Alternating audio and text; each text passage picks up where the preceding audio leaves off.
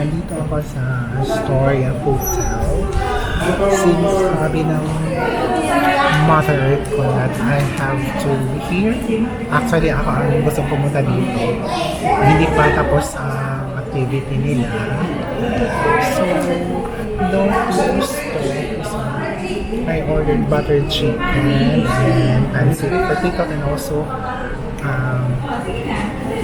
cup of rice, the plain rice one.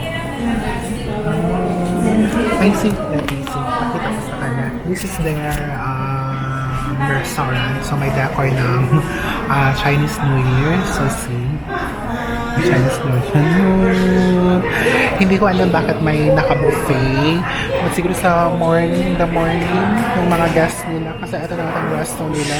Dati hindi po ganito guys. Maliit lang talaga siya. But yan yung counter nila. Pero when you will be ordering, dun sa front is magpe-pay. Yan, dito. Yan, may mga Chinese decor na guys. Ito gusto ko. Yan. And then, ito yung ano nila guys. Wait lang. Hindi mo makuha maneuvers. This is their menu guys. Lotus. Actually, famous to sila guys. Kasi masarap yung food. Astoria Hotel Bath. Ito yung resto nila or nagpo-provide ng food sa guests nila. So, the Lotus Restaurant. Pwede ka rin magpunta dito and then just eat. Just like me, nag-order ako for take-out lang. So, ito yung breakfast nila. I-zoom in nila lang kung gusto nyo.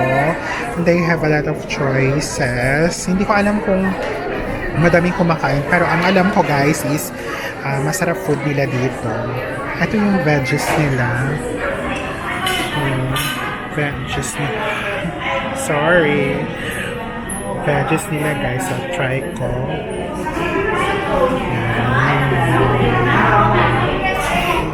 Tilt lang to siya. So, yan siya guys. We have veggies. There is soup. Super sauce, rice, and sandwiches, and then noodles. Wait lang guys, ikakat ko muna, ayusin ko ang DJI ko. Yan na guys, naayos ko na siya. So ito yung mga choices of rice nila guys. Sandwiches for those na taga Zamboanga City, I know familiar talaga to yung The Lotus Restaurant. And also they have their noodles. Noodles yan, noodles nila. Wait lang.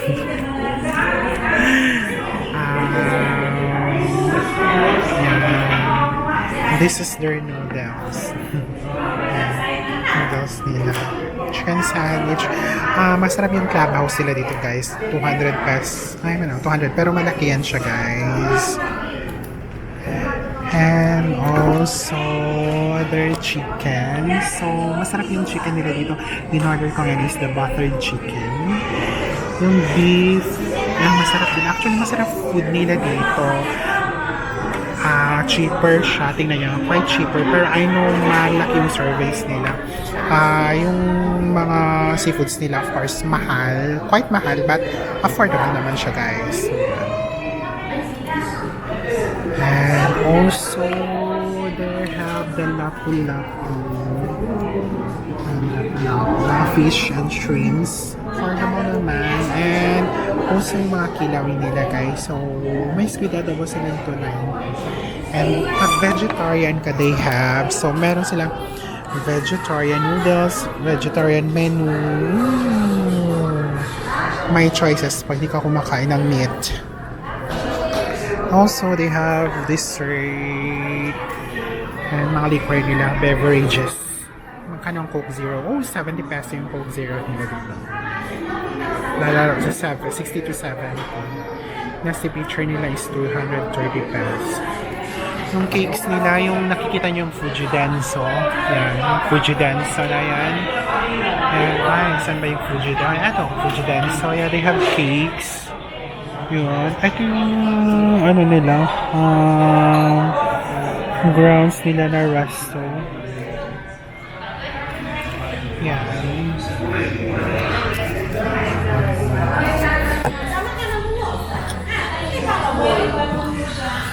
Actually, ang in-order ko guys is butter chicken and sunset and also bihon gisad. Yun yung new version kasi it's freaking out tapos iwan ko sa mother ko para may kakainis. Patayin sila later. So if you're in Zamboanga City, nasa town lang to guys. Sorry, I hope you. Nasa town lang talaga. Just malapit lang sa Minbro at nasa town lang talaga. And they have also renovated some rooms and meron sila mga bagong rooms. If you want to visit, you can visit them. You can check their Facebook account and you can visit their Lotus restaurant. Alam ko naman masarap. Thank you so much guys sa panonood. For now, I'm just waiting for my order na matapos. So, sumila ako ng disposable plates para for you. Kasi alam ko walang disposable sa rooms na plates. Hindi ko rin alam kung bakit wala sila masyadong service. Kasi yung water nila, if you want water, nasa hallway lang, naka-dispense siya. Buong daw kasi dapat dito sila yung water. But anyways, baka ano kasi na tinatan siya kasi they are making another tower for new rooms. And usually mga activity na office namin dito din ginagawa.